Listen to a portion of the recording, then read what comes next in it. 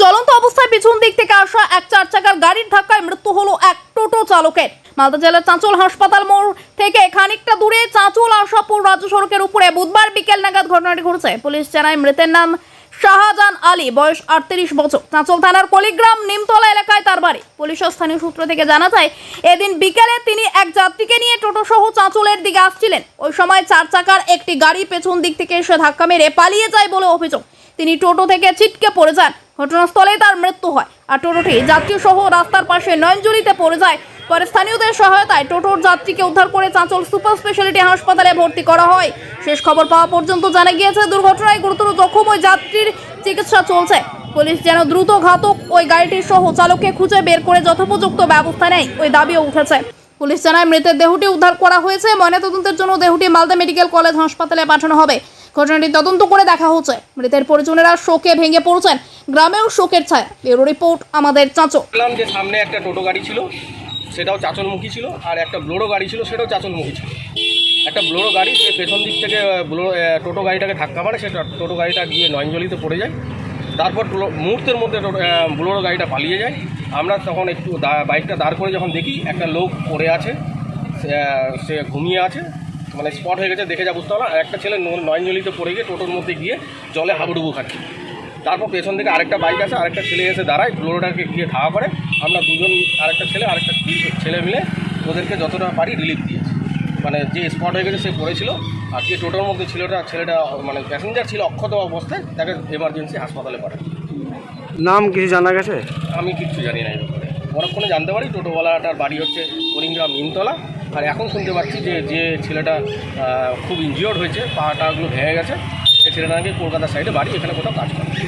কালীপুরে কি আপনি চাঁচলেও আসছিলেন? আমি চাঁচলেই যাচ্ছিলাম, ব্যাংকে, ইউনাইটেড ব্যাংকে যাচ্ছিলাম। ধারণা উচিত প্রশাসনকে এটার ব্যাপারে শক্ত হওয়া দরকার। ব্লোরো যে মারলো সে এক সেকেন্ডের জন্য মানবিকতা দেখায়নি। প্রশাসনের কাছে আশা করব যেন তার সেই গাড়ির মানে সিসিটিভি ক্যামেরা হোক, যে করে হোক, সেই গাড়ির ড্রাইভার এবং গাড়ি কোথাকার সেটা যেন উদ্ধার করে, এবং যে মারা গেছে সে যেন সুষ্ঠু সুবিচার পায়। আর যে ছেলেটা বাইরের কলকাতার সাইডের, তার সুচিকিৎসা হয়, তাকে যেন বাইরে বেরিয়ে দেওয়া। নাম হচ্ছে নবীন কুমার সিংহ, বাড়ি গালি।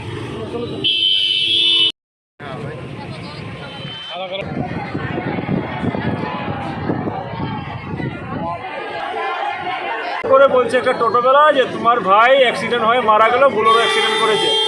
আমাকে যেমনি ফোন করেছে আমি সঙ্গে সঙ্গে বাড়ি রওনা হয়ে গেছি কুনবা থেকে। এবার বাড়িতে ফোন করলাম, আমার মাদেরকে, বউকে ফোন করলাম যে এমনি ভাই আমার বুলোরোতে ডেট হয়ে। আমাকে বলছে ফোন করে যে বুলোরো ওকে ঢুকে দিয়েছে, সঙ্গে সঙ্গে ডেট হয়ে গেল।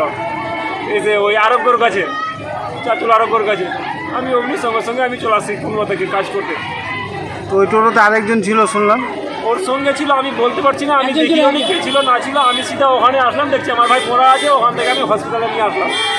কেউ নিয়ে আসেনি, আমি শুধু আমার ভাইকে নিয়ে আসলাম। দেখছি যে আরও 2-3 জন ছিল, টোটোতে করে নিয়ে আসলাম আমার ভাইকে। তখনই আমার ভাই শেষ হয়ে গেছে, ওখানেই শেষ হয়ে গেছে। তো বাড়িতে কে কে আছে এখন ওনার পরিবারে? হচ্ছে দুটো ছেলে আছে, আর ওর বউ আছে, আমার মা আছে, বোন আছে। আপনারা কি সবাই আলাদা থাকেন না একসঙ্গে? না, ওরা এক জায়গায় থাকতো, আমি আলাদা আছি। ওই মায়ের সঙ্গে থাকতো, আমার মা, বোন আর 2টা ছেলে আর ওর বউ, সবাই একসঙ্গেই থাকতো। ওরা 5টা পরিবার আছে, ওরা সবাই একসঙ্গে থাকতো। এখন রোজগার করার কে থাকলো বাড়িতে? আর এখন তো কেউ না, এখন আমাদেরকে দেখতে হবে কি করবো। সরকারি সাহায্যের কিছু আবেদন করছেন আপনারা? সরকার যদি কিছু করে তো ভালো, আমাদের জন্য না, 2টা বাচ্চার জন্য যদি কিছু সাহায্য করে। যে গাড়িটা মেরেছে সেই গাড়িটাকে ধরা সম্ভব হয়েছে? এখনো তো কোনো খবর পাইনি। কেউ বলছে ধরা হয়েছে, কেউ বলছে খবর নিচ্ছে, এই কথাই বলছে। আমাদের লোকরা এখনো খবর টবর নিচ্ছে। আমার নাম কাজিম আলী। কোথায় ভাই? বাড়ি কলিগ্রাম নিমতলা। কয় ভাই আপনারা? আমরা 4 ভাই, 1 বোন। সবচেয়ে বড় ভাই বাইরে আছে, দিল্লিতে থাকে। তারপরে মেজো? তার মেয়েটা নেপালে থাকে। আর এটা দিল্লিতে থাকতো। 3 নম্বর? হ্যাঁ, এই 3 নম্বর। আপনি সবচেয়ে ছোট? আমি ছোট। এখন তো আমাদের সেরকম পঞ্চায়েতের কিছু করার নেই। আগে সরকার যে স্কিম ছিল এখন আপাতত বন্ধ আছে। নতুন সরকার এখন কি স্কিম দিবে এটা এখন আমরা বলতে পারছি না। যদি কোনো সরকারের তরফ থেকে নতুন সরকার যদি কোনো স্কিম মানে করে থাকে তাহলে সেই সুযোগ সুবিধা পাবে। তো ব্লক প্রশাসনের কাছে কি কোনো আবেদন রাখবেন আপনারা? অবশ্যই কালকে ব্লক প্রশাসন আমাদের বিডিও ম্যাডামকে বলবো, এবং আমাদের এসডি সাহেবকেও বলবো, এবং আমাদের যিনি বর্তমানে বিধায়ক রয়েছেন তাকেও বলবো যে আমাদের এই পরিমাণে একটা ঘটনা ঘটেছে। সরকারি তরফ থেকে যা যা সুযোগ সুবিধা পাওয়ার সেটা আমরা ব্যবস্থা করি। আপনার নামটা একটু বলবেন আর কি পদে রেজাউল খান, কোথাকার প্রধান? আমি কুড়িগ্রাম অঞ্চলের